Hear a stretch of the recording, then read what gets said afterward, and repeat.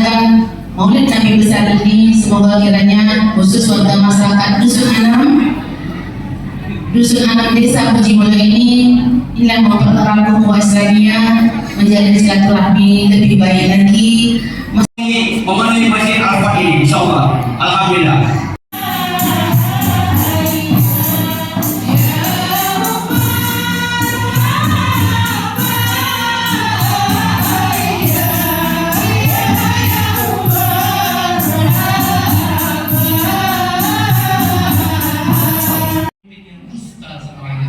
Itulah yang juga pakai impul tadi, itulah yang juga pakai sembako tadi. Udah, itu dusta.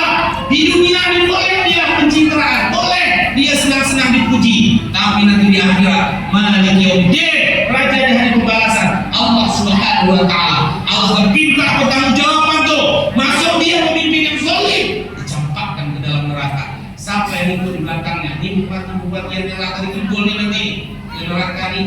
Nah, dibagi wahati nih yang di kampung nih, ya kan, sholatnya rajin, puasanya rajin, ibadah rajin, tarawih rajin. Oh bagus nih, masuk cepat ke surga sana, cepat. Lagi asik-asik aja lah.